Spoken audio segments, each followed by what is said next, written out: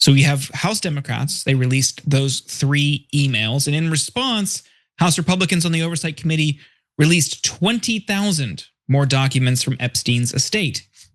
They said that the Democrats had cherry-picked emails that made Trump look bad. And like I said, I think some of these are actually worse, or at the very least, equally bad. But Trump, he doesn't look any better in my opinion. For example, in 2018, Epstein seemed to be discussing the Stormy Daniels hush money case with former Obama White House counsel Kathy Rumler.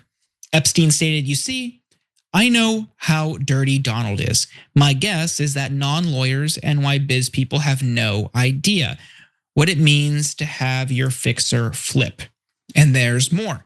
In emails to then New York Times reporter Landon Thomas Jr., Epstein asked if Landon would like to see photos of Donald and girls in bikinis in my kitchen.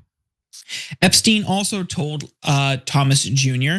that Norwegian businesswoman Selena Middelfart was my 20-year-old girlfriend in '93 that after 2 years I gave to Donald.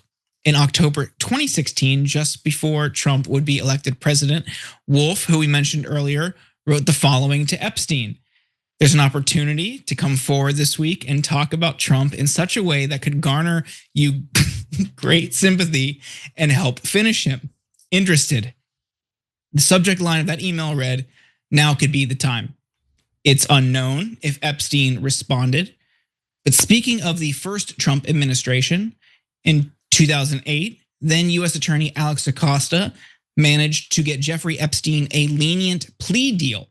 Now let's fast forward to 2017 when Acosta was picked as Trump's labor secretary. That year, Epstein asked his defense lawyer, Roy Black, who will represent Acosta at hearings. But Epstein's sphere of influence extended far beyond Donald Trump. In an email from 2014, Epstein claimed that he was meeting with Leon Black, former CEO of Apollo Global Management, Gordon Brown, former UK Prime Minister, Bill Burns, former director of the CIA, Larry Summers, former US Treasury Secretary, and Peter Thiel, co-founder of PayPal and Palantir, as well as leaders from Mongolia, Qatar, and the UAE. And Cenk, we're just scratching the surface. Like I said, there's 20,000 emails. Many of them have been shared elsewhere online on social media. It doesn't look good. What do you make of this? Yeah, so you mentioned Kathy Rumler.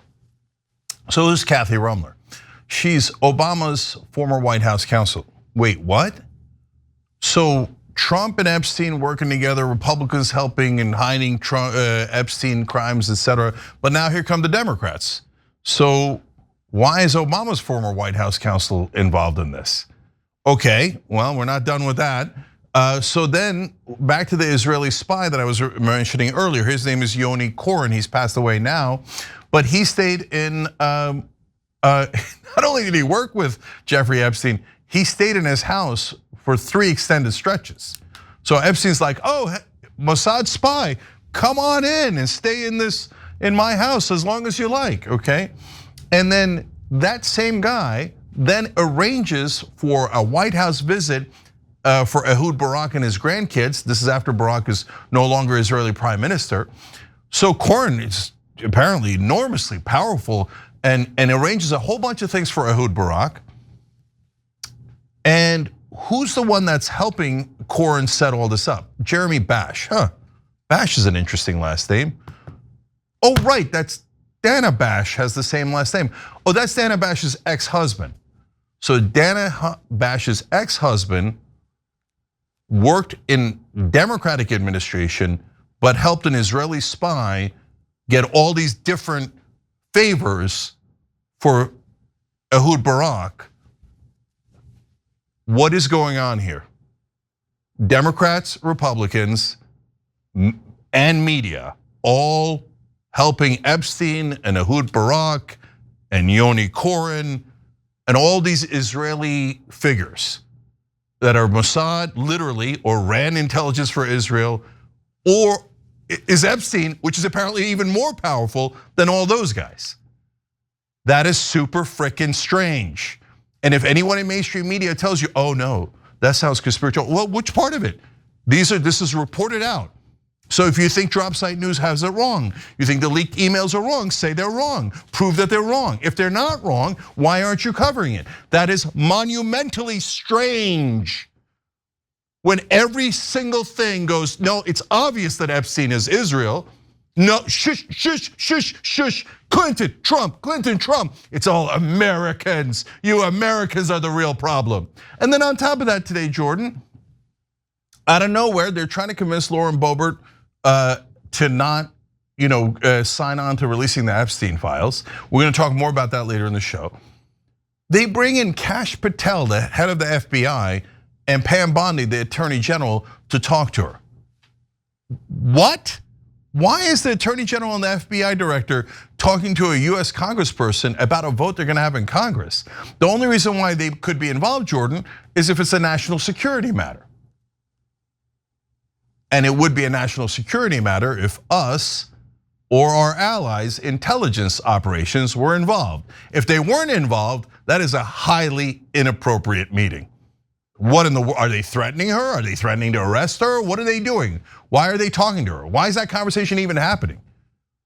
And there's only one logical answer, and you're apparently not ever going to see it in mainstream media. And it's no, the issue is much larger than Trump. The issue is even larger than Epstein. There are some folks in this country that are working for a different country, and they have done some terrible things, and they have covered up terrible things. And at this point, it is glaringly obvious. That's my take on it. Jordan, last word. Yeah, that meeting, which we'll get into, is alarming. I think it lends credence to what you've been saying, what you suspect. They were meeting in the Situation Room. That's not just a casual sit down to talk about optics or making sure they're coordinated. They know that this is something that she's been hammering for years, and they don't want her to partake. They got that potential vote coming up. We'll get in the next block. Gravalia's now in office, gotten sworn in finally. That gives Democrats the votes. They don't want this to get out. And I think the more I hear about it, the more I'm with you. I think that's exactly why. It's a national security issue. Every time you ring the bell below, an angel gets its wings. Totally not true, but it does keep you updated on our live shows.